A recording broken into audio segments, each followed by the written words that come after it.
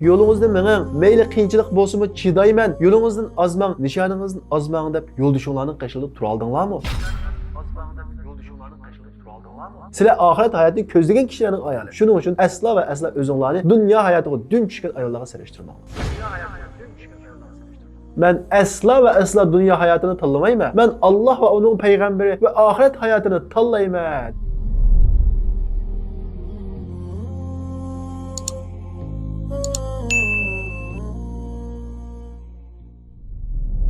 Biz bugün Peygamberimiz Muhammed Aleyhisselam'ın vahiy ailesinde üsüp çoğun boğan, şundaqla bugün kadar bizge yetip kelgen İslam ilimlerinin üçünün birini o kiyinkilerge yetküzgen, Peygamberimiz Muhammed Aleyhisselam'ın ayali, şundaqla Peygamberimiz Muhammed Aleyhisselam'a en süymlük boğan insan, şundaqla Peygamberimiz Muhammed Aleyhisselam'ın en yakın dostu Siddiq'nın kızı Siddiqa Hazreti Ayşe radiyallahu anhu ile tanışıp çıkımız. Hazreti Ayşe Peygamberimiz Muhammed Aleyhisselam'ın hicret sebdeşi, şundaqla en yakın hemrahi boğan Hazreti Ebu Bekir'nin kızı idi. Hazreti Ayşe kichikdan boshlabla yangi narsalarga bo'lgan qiziqishi, favqulodda astush qobiliyati va chechanligi bilan boshqa qizlardan farqlanib turadi. Shundaqla Hazreti Ayşe'da xuddi Ebu Bekir Siddiqqa o'xshash rostchilik, omonatdorlik nihoyat yaxshi o'zlashgan edi. Payg'ambarimiz Muhammad alayhissalom tunji ayoli Hazreti Xadija vafot bo'lgandan keyin 66 yoshli Savda binti Zamani amirga oladi. Payg'ambarimiz Muhammad alayhissalomning oilasidagi turmush munosabatli ishlar va ayol o'rtasidagi ba'zi nozik inchik meselelerinin hemmesi Müslümanların öğrenişi gerek boğan dini ibadet ve dini bilim idi. Şunun için Peygamberimiz Muhammed Aleyhisselam'ın yendi turup o turmuş işlerini körüp ve şununda yaşap o bilimlerini öğrenip kiyinkilerge yetkizadigan yeni bir zihinga, yaş bir akılga ihtiyaç var idi. Şundaq turgan günlerden biri de Peygamberimiz Muhammed Aleyhisselam düşüde Hazreti Cibril Aleyhisselam'ı körüdü. Ve Cibril Aleyhisselam birisini yipek raxtki yögep ekeliyordu. Ve Peygamberimiz Muhammed Aleyhisselam'a "Ey Muhammed, bu senin ayalın" deydi. Peygamberimiz Muhammed Aleyhisselam olsa onu içip qarğudak bolsa, dostuning qizi Hazreti Ayşe idi. Peygamberimiz Muhammed Aleyhisselam bu tushni hech kimga ayta olmaydi. Lekin Peygamberimiz Muhammed Aleyhisselam bu tushni 3 kun uda ko'radi. Ammo Peygamberimiz Muhammed Aleyhisselam bu tushni yana eg'izdan chiqara olmaydi. Payg'ambarlarning tushi vahiy edi. Shundaq turgan kunlarning birida Havla binti Hakam degan bir ayol sahaba Peygamberimiz Muhammed Aleyhisselamga Hazreti Ayşe'ni sahil qiladi. Peygamberimiz Muhammed Aleyhisselam uning kim elchi bo'ladi deydi. Havla "Mana men elchi bo'lay" deb Hazreti Abu Bakrning qishig'iga kirib qizi Ayşe'ni Peygamberimiz Muhammed Aleyhisselam için soraydı. Ebu Bekir bu haberini anlagandaki xursand bo'ladi. Lekin Ebu Bekir bu qizini, yani Hazreti Ayşe'ni ilgari Adi ibn Mut'imning o'g'liga choy uchqizib qo'ygan edi. Gerçi Adi ibn Mut'im mushrik bo'lsa-mu, Hazreti Ebu Bekir o'zining so'zida turish uchun oldi bilan men undan bir ruxsat so'ray deb Adi ibn Mut'imning uyiga boradi va uningga "Hali ham bu qizimni o'g'linglarga talab qilamsizlar?" deb so'raydi. Adi ibn Mut'imning ayoli bu gapni anglab nervus o'ylaydi. "Sening qizingni hargizmi o'g'limga elib bermayman. Chunki sen Muhammadning diniga ergashding. Qizing o'g'limni Muhammadning diniga akirib ketishi mumkin" deb keskin rad qiladi. Hazreti Abu Bakr bu gapni anglagandan keyin Adi ibn Mut'imning o'zidan "Sen mush qarashdimi?" deydi. Adi ibn Mut'im "Ha" deydi. Hazreti Abu Bakr bu javobni anglagandan keyin nayt xushal bo'lib, ularning yendan yenib chiqib, qizi Hazreti Ayşe'ni Peygamberimiz Muhammed Aleyhisselam bilan choy ichirdi. Chunki bu vaqtda Hazreti Ayşe'ning yoshi kichik edi. U davrlarda 7-8 yoshli qizlarning choy ichirilishi, 9-10 yoshli qizlarning o'yilishi normal hodisa edi. Ba'zi din dushmanlari Peygamberimiz Muhammed Aleyhisselam'ning Hazreti Ayşe'ga 7 yoshda choy ichirganligi va 9 yoshda to'y qilganligini bugun kunimizda so'rab elib chiqib islomga hujum qilmoqchi bo'ladi. Amaliyotda bo'lsa, jamiyatni tushunmaganlik. U davrda shundaq yoshlarda gul qo'yish va shundaq yoshlarda to'y qilish normal hodisa edi. Shuning uchun Peygamberimiz Muhammed Aleyhisselam'ning to'yi qarta, o'yilishi qarta shu vaqtda Peygamberimizda yo'q sifatlarni deb Peygamberimizga har turli haqoratlarni va aziyatlarni bergan mushriklar hech qanday gap qilmagan edi. Chunki u vaqtda o xil ish normal hodisa edi. Ya'ni Peygamberimiz Muhammed Aleyhisselam o'z zamonida hamma odam qabul qilgan ishni qilgan edi. Shuning uchun Peygamberimiz Muhammed Aleyhisselam'ning Hazreti Ayşe bilan bo'lgan bu to'y munosabatini to'g'ri tushunishimiz uchun shu vaqtdagi jamiyatni tushunishga to'g'ri keladi. Chunki Peygamberimiz Muhammed Aleyhisselam Hazreti Ayşe bilan 7 yoshida Makkaga gul qo'yilgan. Ammo to'yi bo'lsa Madinaga hijrat qilgandan keyin, ya'ni hijratning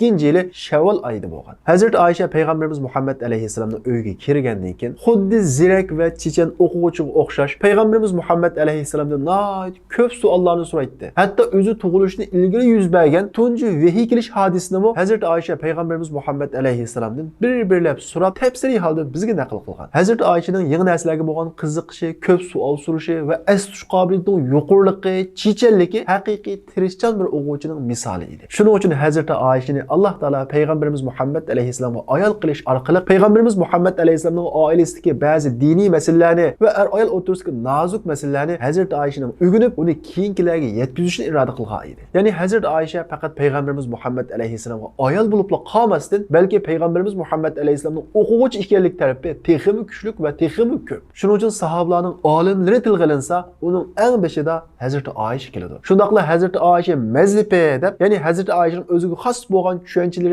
fikrlari va fatvolari to'plangan bir mazhab shakllangan. Ya'ni Hazrat Oysha bo'lmagan bo'lsa, bugungi kunimizdagi islom bilimlarining 3ning biri bo'lmagan bo'ladi. Shundaqla payg'ambarimiz Muhammad alayhissalomni Hazrat Oyshani o'quvchi sifatida asrasa, ayoli sifatida nihoyat hurmatlaydi, unga bo'lgan muhabbatini ifodalaydi. Hatto Hazrat Oyshani chaqirsa, Oysha deb chaqirmasdan, "Ya Oysh, ey Oysham, Oysha gulim" deb erkiltib chaqiradi. Shundaqla suv ichgan vaqtida uning eshib qolgan suyini u og'zini tekkizib ichgan yerdan uni ko'rsatib ichadi. Ya'ni payg'ambarimiz Muhammad alayhissalom bu orqali uningga bo'lgan sevgisini ifodalaydi. Sahobalar bir kuni payg'ambarimiz Muhammad alayhissalomdan: "Ey Rasululloh, sizga eng suyumli kishi kim?" deb so'raydi. Payg'ambarimiz Muhammad alayhissalom Oysha deydi. Sahobalar: "Ey Rasululloh, biz aylan demakchi. Aylar ichidan sizga eng suyumli bo'lgan kishi kim?" deydi. Payg'ambarimiz Muhammad alayhissalom Abiha, ya'ni Oyshaning dadisi deydi. Ya'ni payg'ambarimiz Muhammad alayhissalom Hazrat Abu Bakr demasdan uning dadisi deydi. Ya'ni eng suyumli er kishini ifodalamoqchi bo'lgan vaqtida Oyshaning ismini ajratib o'tmasdan Abiha,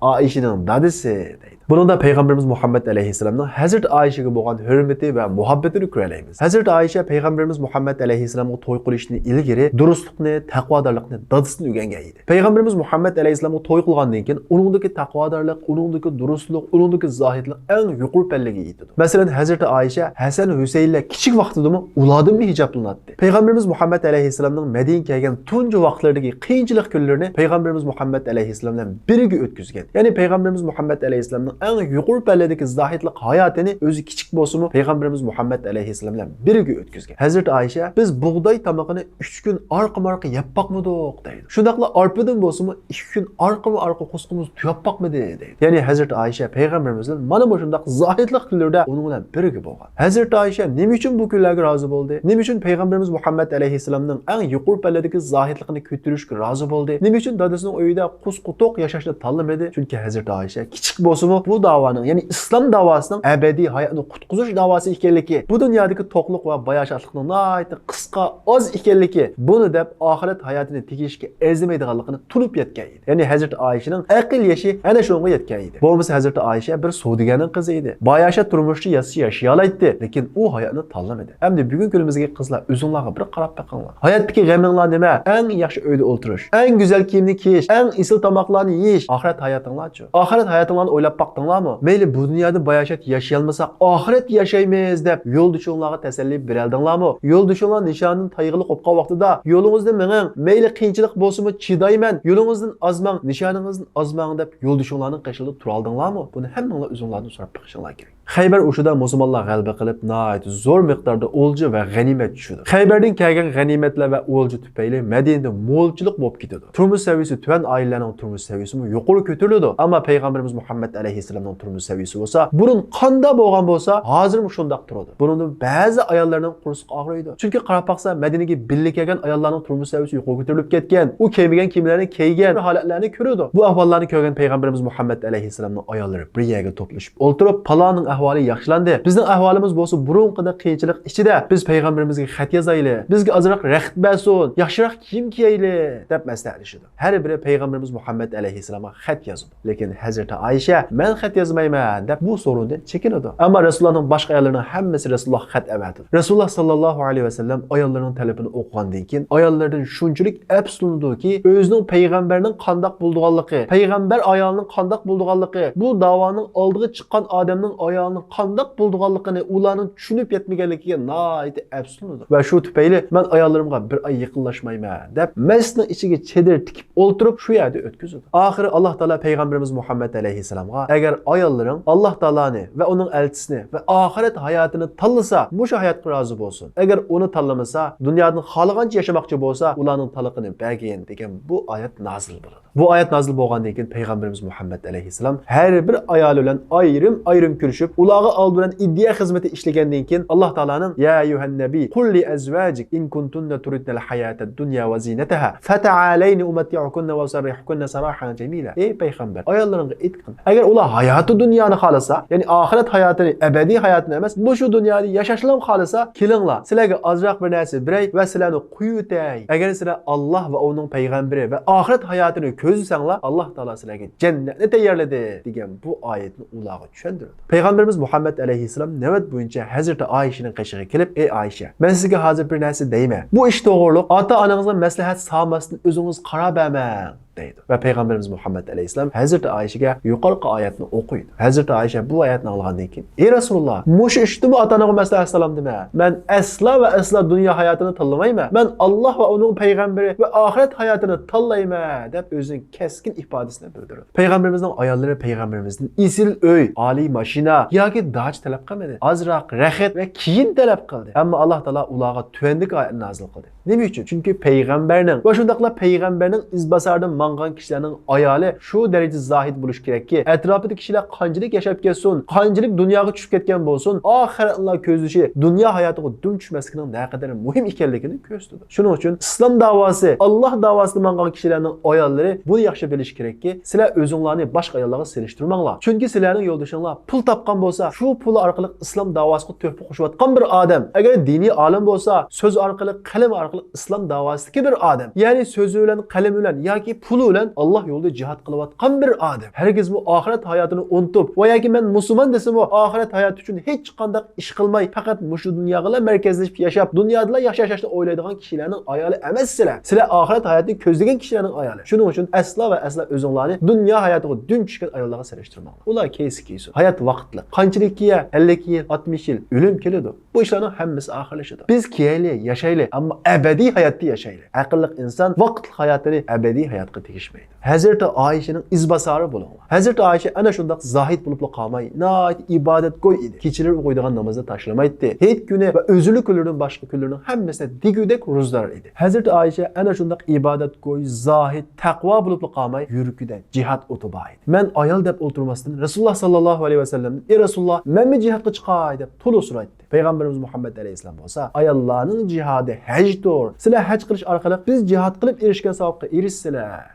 Shundaqdimi Hazreti Ayşe Peygamberimiz Muhammed Aleyhisselam bilan birga ko'pincha jihadlarga birga chiqadi. Shundaqla yerdalarni davolaydigan ayollar guruhi bilan birga chiqadi. Uhud urushida birga chiqadi, Bani Muslaq urushida birga chiqadi. Bani Muslaq urushida birga chiqib, shu urushda Hazreti Ayşe'ga tuhmat voqeasi yuz beradi. Ammo Alloh taolo Hazreti Ayşe'ni 7 qat osmon ustidan oyat nozil qilib paklaydi. Shuning uchun Hazreti Ayşe'ning pakligida gumonlangan kishi, shaklangan kishi kofir bo'lib ketadi. Chunki u odam Allohning so'ziga shaklangan, Allohning so'ziga gumonlangan bo'ladi. Hazreti Ayşe'ning Peygamberimiz Muhammed Aleyhisselam bilan bo'lgan hayot safari oxirlashib, Peygamberimiz Muhammed Aleyhisselamga ajal yaqinlashadi. Peygamberimiz Muhammed Aleyhisselamga ajal yaqinlashgan vaqtida ayollardan "Meni Ayşe'ning uyida aram og'ili, Ayşe'ning uyida kutinglar ruxsat qilsanglar" deydi. Ayollar "Bo'ladi ey Rasululloh" deydi. Peygamberimiz Muhammed Aleyhisselam hayotining oxirgi kunlarini Hazreti Ayşe'ning uyida o'tkazadi. Shundaqla Peygamberimiz Muhammed Aleyhisselam Hazreti Ayşe'ning uyida vafot topadi. Peygamberimiz Muhammed Aleyhisselam vafot topgandan keyin Hazreti Ayşe bütün diqqatini o'qitishga markazlashtirdi. Er ayol bo'lsin, sahobalarning cho'nglari, ya'ni olim deb qaralganlarimi Hazreti Ayşe'dan ilm o'rganadi. Islom qizlarni o'qitishni chekladi va yoki islom qizlarni o'qitishga ahamiyat bermaydi deganlar Hazreti Ayşe'ni tunmaganlar. Hazreti Ayşe haqida hech narsa anglab boqmagan kishi. Chunki Hazreti Ayşe islomdagi eng katta olimlarning biri edi. Shundaqla Hazreti Ayşe'ning uyi Peygamberimiz Muhammed Aleyhisselamning vafotidan keyin xuddi maktabga o'xshash bo'lib qolgan edi. Ya'ni sahobalar kelib ilm o'qitdi va qaytadi. Hazreti Abu Musa Ash'ari bizga qandoq bir hadis tutuq bo'lib qolsa, ya'ni bir hadisni tushunamasak, uni Hazreti Ayşe'dan so'raydi. Hazreti Ayşe bizga tushuntirib qo'yadi deydi. Hazreti Ayşe'nin çoğun o'quvchilarining biri, büyük hadishunos olimlarining biri bo'lgan Urva ibn Zubayr Hazreti Ayşe'ning qishida ilm o'rganayotgan vaqtida bir sahobadan birisi Hazreti Ayşe'ning qishiga kelib bir hadisni so'raydi. Hazreti Ayşe uning o hadisini tushuntirib qo'ydi. Yana birisi kelib diniy masaladan birini so'raydi, ya'ni fatvo so'raydi. Hazreti Ayşe unga fatvo beradi. Yana birisi kelib she'rdan so'raydi. Hazreti Ayşe uning she'r haqida so'rgan savoliga javob beradi. Ondan keyin yana birisi kelib Hazreti Ayşe'ning tibobat haqida so'raydi. Hazreti Ayşe uningga javob beradi. Qishida tug'an Urva ibn Zubayr Hazreti Ayşe'ning jan o'g'li edi. O nəhayət hayran qılıb, "Ey hamma, siz hadisini bilen, dini hükümlerini bilen, bununla hayran qalmayman. Çünkü siz Peygamberimiz Muhammed Aleyhisselam'ın ayali ve onun okuyucusu, şiirini bilen, onunla hayran qalmayman. Çünkü siz şairler köp bir cemiyeti yaşadınız. Ama siz bu Tibabani nerede öğrendiniz? Tibabani kim öğrendiniz?" deb soraydı. Hazreti Ayşe, "Ey örve, ben kimnin okuyucusu? Ben Peygamberimiz Muhammed Aleyhisselam'ın okuyucusu ve onunla öğrendim." deydi. Hazreti Ayşe ana şudak hemme taraflarda yetilgen büyük alim ayol sahabiydi. Urva ibn Zübeyir halal haramni, faraizni, yani mirasni en yaxşı bildiğin kişi Ayşe. Ben bu meselelerini Ayşe'nin yaxşı bildiğin birisini kömüdüm deydi. Hazreti Ayşe Peygamberimiz Muhammed Aleyhisselam bilen birge buluş jarayonida Peygamberimiz Muhammed Aleyhisselam'dan 2000'den köprek hadisini bizge naql qiladi. Şundaqla Kur'an-ı Kerimni to'liq yodlab Peygamberimiz Muhammed Aleyhisselam'ın Kur'an yodilgan 3 ayolining birisi bo'ladi. Şundaqla Peygamberimiz Muhammed Aleyhisselam'ın ayoli hepsiga o'xshash Kur'an-ı Kerimni öz qo'li bilan bir qatim to'liq ko'chirgan sahaba ayolining birisi hisoblanadi. Hazreti Ayşe'nin naql qilgan hadislarning ko'p sonliqi er-ayol o'rtasidagi nozuk masala bo'lib, uni faqat Hazreti Ayşe'ga o'xshash Peygamberimiz Muhammed Aleyhisselam bilan birga yashagan kishilar deb bilaydi. Hazreti Ayşe ana shundoq olim bo'libla qolmay, nayt natiq edi. Muaviye radhiyallohu anhu büyük siyasi, büyük dahi, shundoqla nayt natiq turib, men Hazreti Ayşe'dan bu natiq va fasohatli gap qilgan birisini ko'rib boqmadim deydi. Hazreti Ayşe Peygamberimiz Muhammed Aleyhisselam vafot topgandan keyin 40 yil umr ko'rgan bo'lib, bu 40 yil hayotining hammasini degudek ilm o'gitishga sarf qilib, Hijriyaning 58-yili Ramazon oyining 17-kuni yashi 70 nechaga yaqinlashgan vaqtida bu dunyodagi imtihonni oxirlashtirib, oxirat hayotiga safar qiladi. Hazreti Ayşe'ning namozini bo'lsa, Hazreti Abu Hurayra radhiyallohu anhu tushirdi va uni Jannatul Baqi qabristonligiga dafn qiladi. Shunday qilib Hazreti Ayşe bütün qizlarga haqiqiy tirishgan ilmsir ayolning namunasini va ulgusini qoldirib, bu hayotni xo'shlashadi. Qiz bola o'qib nima ish qiladi deganlar Hazreti Ayşe'ga qarasin. Hazreti Ayşe nima ish qildi? Bu islom dinining bizga yetib kelishining, ya'ni islom dinining ilmining uchning birini bizga yetkazdi. Sahabiler izledin, çaklıgan izzet nuri, ötkeni sıkın idin, hak İslam'ın tülhuli. Baş ekmez kafirlar, şiddet bilen atseli, Hemze Halid Musettek, şir yürek oğlanları.